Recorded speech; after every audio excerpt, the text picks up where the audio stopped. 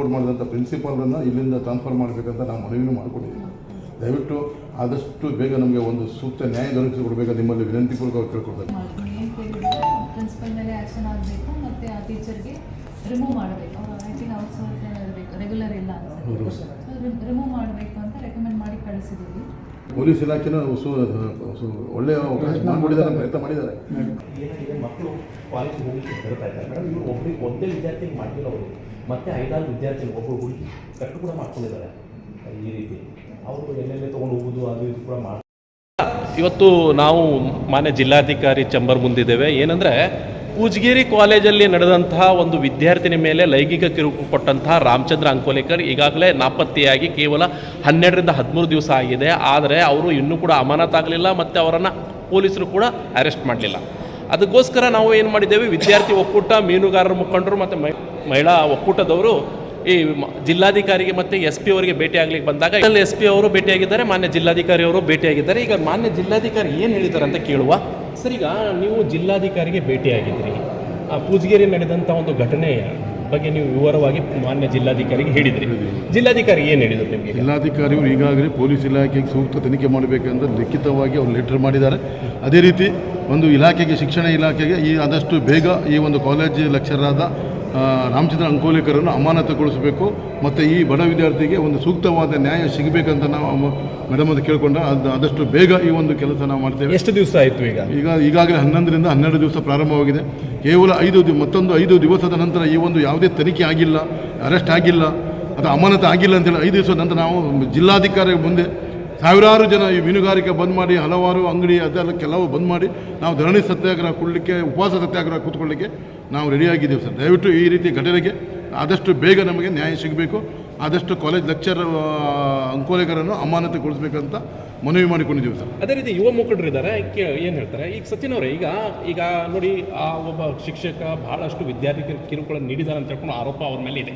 ಆದರೂ ಕೂಡ ಇನ್ನೂವರೆಗೆ ಅವನು ನಾಪತ್ತಾಗಿದ್ದಾನೆ. ಇನ್ನೂ ಕೂಡ ಅವ್ರನ್ನ ಪೊಲೀಸರು ಇನ್ನೂ ಕೂಡ ಅರೆಸ್ಟ್ ಮಾಡಲಿಲ್ಲ. ಈಗಾಗಲೇ FIR ಆಗಿದೆ. ಏನು ಹೇಳಿಕ್ಕೆ ಇಷ್ಟ? ಇದಕ್ಕೆ ವಿದ್ಯಾರ್ಥಿ ಆದವಳು ಫಸ್ಟ್ ಕಂಪ್ಲೇಂಟ್ ಕೊಡೋದು ಪ್ರಿನ್ಸಿಪಲ್ ಅವರಿಗೆ. ಪ್ರಿನ್ಸಿಪಲ್ ಆದವಳು ಅದಕ್ಕೆ ಆ್ಯಕ್ಷನ್ ತೊಗೊಂಡು, ಕ್ರಮ ತೊಗೊಂಡು ಅದಕ್ಕೆ ಏನಾದರೂ ಮಾಡಬೇಕಾಗಿತ್ತು. ಇಷ್ಟು ತನಕ ಬರದಿಲ್ಲಾಗಿತ್ತು. ಆದರೆ ಪ್ರಿನ್ಸಿಪಲ್ ಆದವಳು ಅವರಿಗೆ ಸಪೋರ್ಟ್ ಮಾಡಿಕೊಂಡು, ಅವರು ಆ್ಯಕ್ಚುಲಿ ಪ್ರೊಫೆಷನಲ್ ಆಗಿಕೊಂಡು ಬಂದಂಥ ಪ್ರೊಫೆಸರ್, ಗೌರ್ಮೆಂಟ್ ಲೆಕ್ಚರ್ ಅಲ್ಲ. 2 ವರ್ಷ ಆದಮೇಲೆ ಅವ್ರು ಗೌರ್ಮೆಂಟ್ ಆಗ್ತಿದ್ರು. ಈಗ ಪ್ರೊಫೆಸರ್ ಆಗಿ ಬಂದಂಥ ಇವರೇ ಹಿಂಗೆ ಮಾಡಿದ್ರು ಸ್ಟೂಡೆಂಟ್ಗಳಿಗೆ. ಮುಂದೆ ಸ್ಟೂಡೆಂಟ್ ಕಾಲೇಜಿಗೆ ಬರೋದಿಲ್ಲ. ಬಡ ವಿದ್ಯಾರ್ಥಿಗಳು ಹೋಗೋದು ಗೌರ್ಮೆಂಟ್ ಕಾಲೇಜಿಗೆ, ಪ್ರೈವೇಟ್ ಕಾಲೇಜಿಗೆ ಯಾರೂ ಹೋಗೋದಿಲ್ಲ ಬಡ ವಿದ್ಯಾರ್ಥಿಗಳು.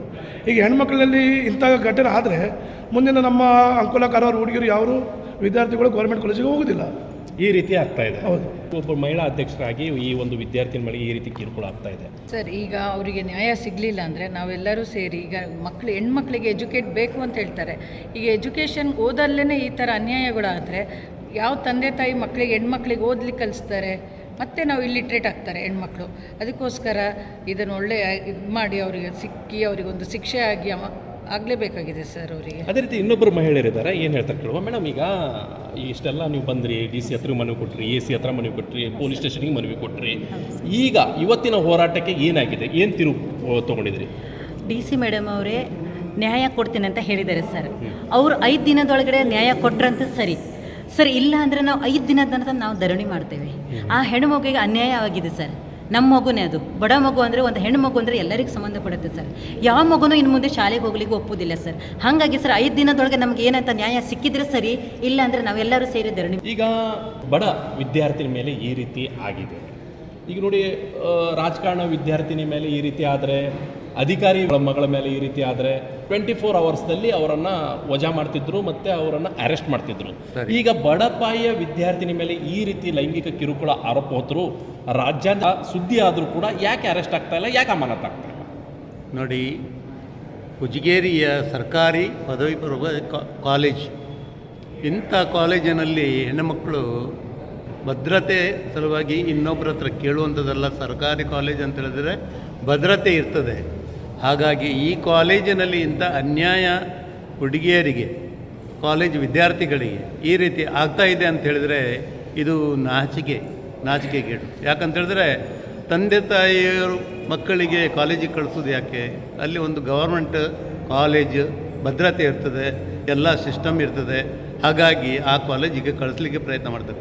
ಇಂಥ ಘಟನೆ ಏನಾಗಿದೆ ಈಗ ಇನ್ಚಾರ್ಜ್ ಯಾರಿದ್ದಾರೆ ಇದಕ್ಕೆಲ್ಲ ಕಾಳಜಿ ವಹಿಸದೆ ಈ ರೀತಿ ಘಟನೆ ಆಗಲಿಕ್ಕೆ ಕಾರಣ ಆಗಿದೆ. ನಾವು ದಯವಿಟ್ಟು ಏನು ಮಾಡಬೇಕು, ಕಾಲೇಜಿನವರು, ನಾವು ಪೊಲೀಸ್ ಕಂಪ್ಲೇಂಟ್ನೂ ಆಗಿದೆ, ಎಲ್ಲ ಆಗಿದೆ, ಕಾಲೇಜಿನವರು ಇದು ಮುತುವರ್ಜಿ ವಹಿಸಿ ಆದಷ್ಟು ಬೇಗ ಯಾರು ತಪ್ಪು ಮಾಡಿದ್ದಾರೆ, ತಪ್ಪು ಮಾಡ್ತಾ ಇದ್ದರೂ ಅವರನ್ನು ಆ್ಯಕ್ಷನ್ ತಗೊಳ್ಬೇಕಂತೇಳಿ ನಮ್ಮ ಮೀನುಗಾರರು ಇರ್ಬೋದು, ಸಾಮಾಜಿಕ ಎಲ್ಲ ಜನ ಇದು ಒಂದು ಒತ್ತಾಯ ಮಾಡ್ತಾ ಇದ್ದಾರೆ, ಸರ್ಕಾರಕ್ಕೆ ಒತ್ತಾಯ ಮಾಡ್ತಾ ಇದ್ದಾರೆ. ತಾಲೂಕುಗೆಲ್ಲ ಅಷ್ಟೇ ಅಲ್ಲ, ಜಿಲ್ಲೆಗೆ ಇದು ಕೆಟ್ಟ ಹೆಸರು ಬರಬಾರ್ದು ಅಂತೇಳಿ ನಮ್ಮ ಆದ್ಯ. ಇದಷ್ಟು ಈ ಹೋರಾಟಗಾರರ ಮಾತು. ಮುಂದೆ 5 ದಿವಸ ಗಡುವು ಕೊಟ್ಟಿದ್ದೇವೆ. 5 ದಿವಸದಲ್ಲಿ ವಿದ್ಯಾರ್ಥಿನಿಗೆ ನ್ಯಾಯ ಸಿಗಲಿಲ್ಲ ಅಂದರೆ ಮುಂದಿನ ದಿನ ಜಿಲ್ಲಾಧಿಕಾರಿ ಕಚೇರಿ ಮುಂದೆ ನಾವು ಉಪವಾಸ ಸತ್ಯಾಗ್ರಹ 5 ದಿವಸದಲ್ಲಿ ಕೂಡ, ಅಂದರೆ ಮಾರ್ಕೆಟ್, ಫಿಶರ್ಮಿಸ್, ಬೋಟಿಂಗ್ ಎಲ್ಲ ಬಂದ್ ಮಾಡಿ ಕಾಲೇಜ್ ವಿದ್ಯಾರ್ಥಿಗೂ ಕೂಡ ಕರೆಸ್ಕೊಂಡು ಇಲ್ಲಿ ದೊಡ್ಡ ಹೋರಾಟಕ್ಕೆ ಒಂದು ನಾಂದಿ ಆಗತ್ತೆ ಅಂತ ಹೇಳ್ಕೊಂಡು ನಾನು ಹೇಳ್ತಾ ಇದ್ದೀನಿ.